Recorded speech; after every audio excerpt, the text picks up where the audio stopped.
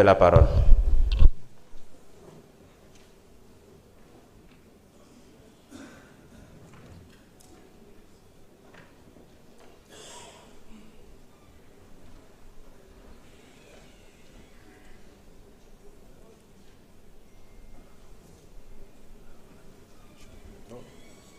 Monsieur le ministre,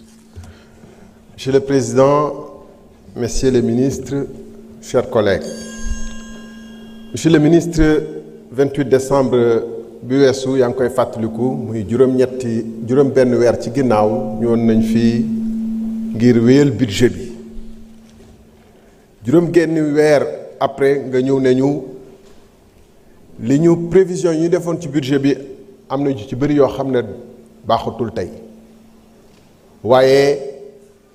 mun ngeen ma gëm ni fii léegi ñetti at déficit bi dinañ ko ramener ci 3%. bu fekkee ni li ñu prévoir ci juróom benn weer mun na effacé wu naka lañ la mën a gëmee ci li ñuy dig ci ñetti at ci kanam muy benn ñaar li gën a garaaw ci budget bi mooy la ñu waroon leb ci at bi dafa yokk naam am na lu ngeen ci joxe ci explication waaye nañu jàpp ni ci téeméer yu ne 54% yi dañ koy leb pour mun a dépenser loolu mënul wéy faw ñu gis ci budget bi ay pexe yu bees yoo xam ne tendance boobu dina changer ñu ngi fàttali ci ñaari at yi leb nañu lu ëpp 10 200 milliards man gisuma pexe yoo xam ne tendance boobu dina changer ci at yu ñuy jublu et li ma ci jaaxal mooy ñi waroon joxe exemple pour que comme dañuy leb te suñu loxo jotul suñu digg ginnaaw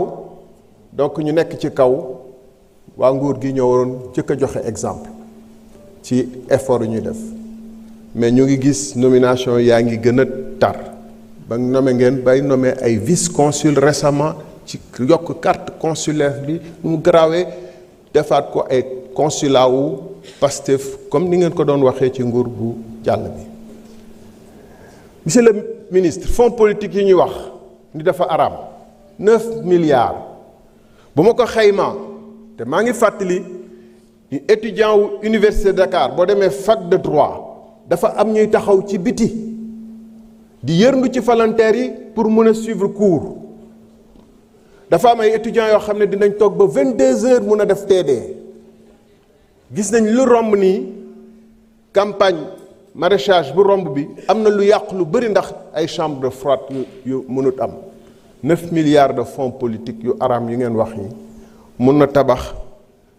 plus de 4 amphithéâtres équipés de 2000 places 9 milliards de fonds politiques mun na tabax plus de 10 restaurants de 1500 places te suñu université yépp a ngi yëngu ndax ay restaurants universitaires yu doyul wala ay amphi yu doyul damay fàttali encore une fois boo demee UCAD tey am na ñuy def cours TD ba 22 heures loolu ndax jàddu na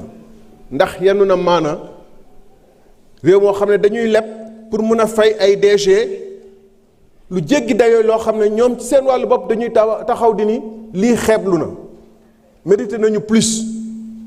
alors que moitié ñuy jàngale ci suñu université yi ay contractuels lañu dinañ toog 6 mois fay ñu leen bu ñu newee dañu bëgg a joyanti réew mi dañu bëgg a jubal jubanti dañu bëgg a préparer avenir te ñii leb nii ñooñu ñoo ko nar a fay ce sont ces étudiants là qui vont le payer c'est ces générations futures qui vont le payer taxaw ba 22 heures di mën a def ay TD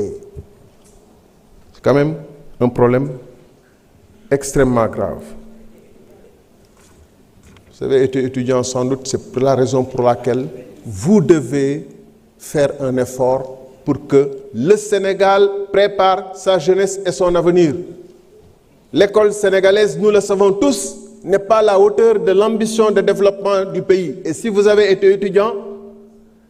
alors vous devez faire en sorte que les fonds politiques haram que vous allez voter que ne soient pas utilisés au bon plaisir des uns alors que l'immense masse des étudiants souffre. Je vous remercie de votre attention.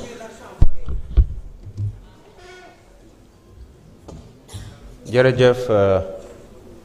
honorable Thierno Alassane Sall ñu ngi jox kàddu gi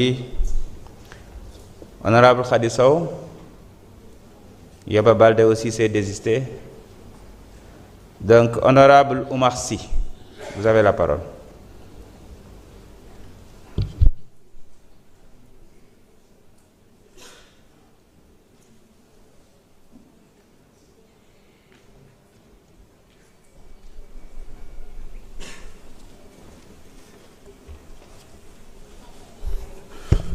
Merci, Monsieur le Président,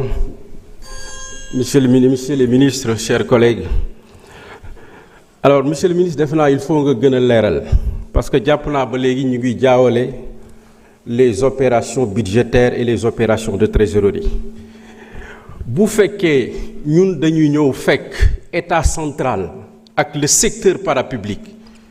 ñu engager des projets. Il faut de l'investissement, commencer ay projets. Alors que bi ñuy initier projet yi ñoom amuñu couverture budgétaire. Il n'y avait pas de couverture budgétaire et ils ont engagé des projets. Mais ñun bu ñuy ñëwee fekk na projet yooyu commencé nañ ko mais amul woon couverture budgétaire forcément li ñu fa fekk muy dette yooyu mënuñ lu dul dugal ko ci opération de trésorerie parce que xaalis boobu il faut nga fay ko parce que chantier yi commencé nañu ko. Et c'est ça qui explique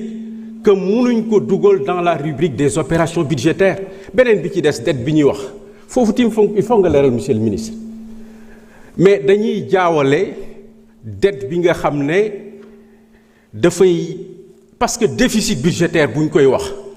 waxuñu rek différence bi entre les recettes et les dépenses parce que ñun bu ñuy autoriser Assemblée nationale buy autoriser le ministre des Finances muy lebi am na ci loo xam ne ça sert à payer l'amortissement de la dette notamment le principal et les intérêts kon bu ñu jaawale dette bi nga xam ne dette déficit net la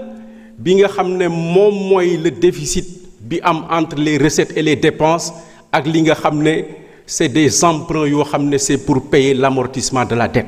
Def naa monsieur le ministre il faut nga leeraat ko baax monsieur le ministre dama bëggoon a évoquer le cas de Air Sénégal comme ni nga ko xamee le 3 avril 2025 dañu def conseil interministériel bi ñu jógee ci foofu ñu génne un document pour la relance de la compagnie Air Sénégal. Comme ni nga ko xamee tey Air Sénégal croule sous le poids d'une dette de 118 milliards de francs CFA et les 76 milliards ñi ngi ko amel les structures locales ANACIM, AIBD, 2AS, Servère. Et ça plombe ces acteurs yi nga xam ne mënuñu dem parce que on n'arrive pas à solder dettes yooyu yi nga xam ne amal nañ leen ko. Monsieur le ministre, Air Sénégal delloo na aéronef yi nga xam ne moom la ko Carlyle joxoon ba pare reconnaître que amel na ko une dette reconnue de 2 milliards de francs CFA. Monsieur le ministre, bu ñu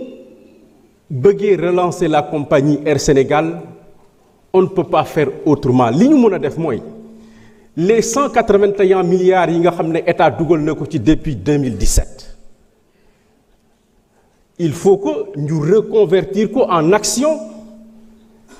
fay les dettes de 118 milliards mais aussi am lu ñu leen jox pour que ñu mën a revenir à leurs fonds propres pour mën a lever des fonds pour mën a dem. Malgré cette situation, mënuñu arrêter les opérations, ils sont obligés d'aller louer encore des A320 avec équipage complet, personnel de cabine, personnel navigant. Même bu état joxe woon tey comme engagement bi ngeen jëloon au 30 juin que da ngeen solder les dettes, ce qui n'est pas encore le cas. Même si vous mettez aujourd'hui 16 milliards sur la table, mais 16 milliards yooyu dafay mënuñ ci def dara parce que avec les A330 néo yi ñu jëndoon avec les deux ATR yi nga xam ne avec la banque espagnole Santander ak la banque française BPI, mais même bu ngeen leen ko joxee dañuy dem yóbbu ko fayi ko parce que sinon ils vont faire activer la garantie souveraine de l'État. wala sax bu ngeen leen ko joxee li ci des les A320 20 yi ñu loué nii dañuy dem fayi ko et ils vont rester encore à zéro.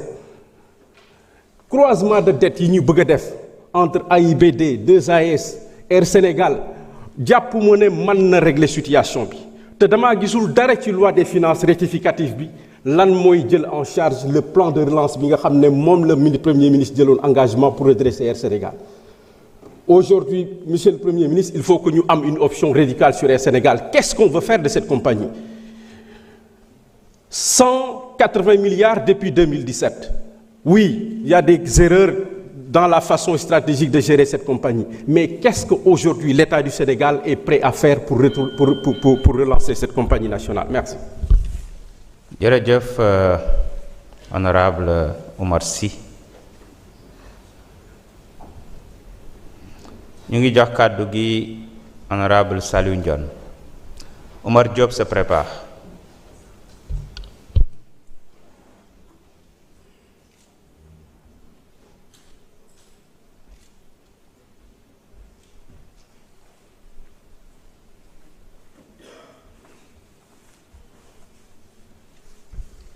Monsieur le Président de l'Assemblée nationale, messieurs les ministres, honorables députés, askanu Sénégal ñu ngi leen di nuyu di leen ziar. Monsieur le ministre ñu ngi lay